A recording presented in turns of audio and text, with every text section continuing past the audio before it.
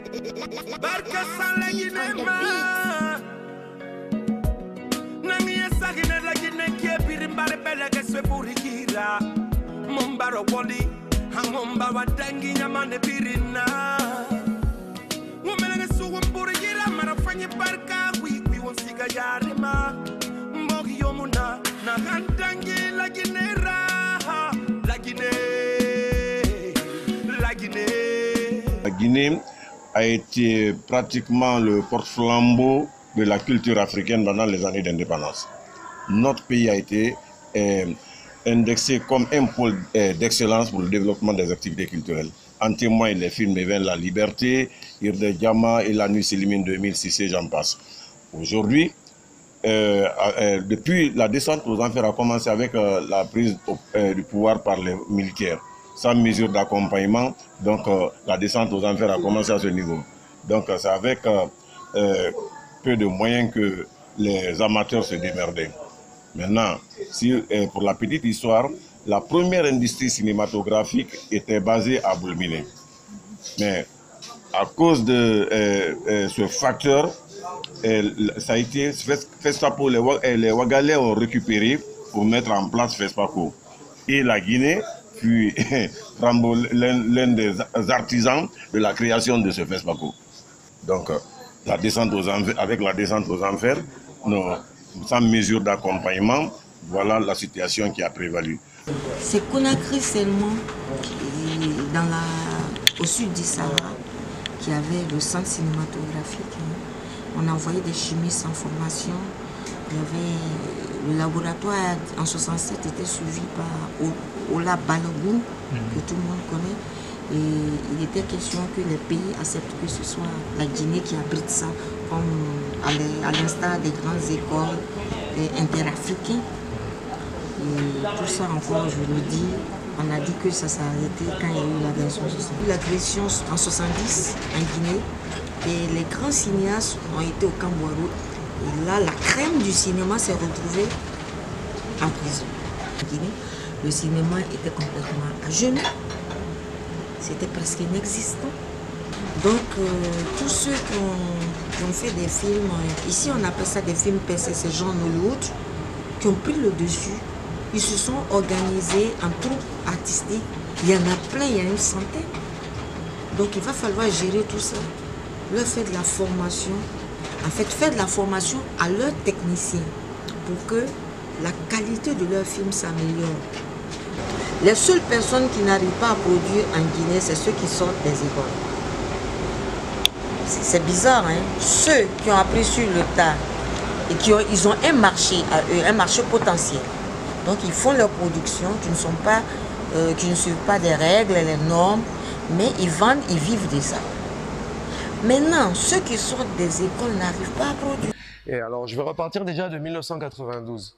1992, je suis arrivé, sur toute l'étendue du territoire, nous programmions à peu près 112 salles de cinéma. 112 salles de cinéma, donc l'industrie cinématographique était quand même un business assez rentable à cette époque.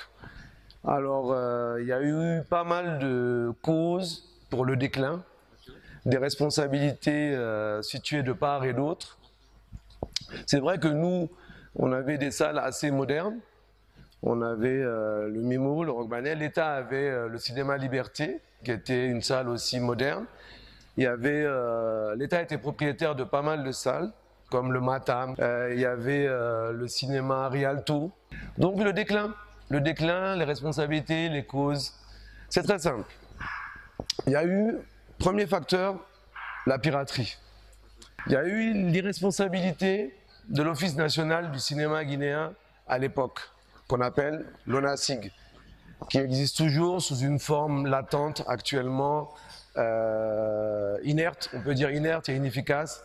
L'arrivée de Canal en Guinée, l'ingérence des autorités à cantonner Canal dans un cadre légal, parce qu'un abonné pour 400 personnes à l'époque, des diffusions comme ça à 10 000 abonnements, je pense que Canal actuellement doit souffrir plus ou moins de la même chose, même s'ils essaient de combattre, à savoir qu'ils ont été quand même à l'origine du déclin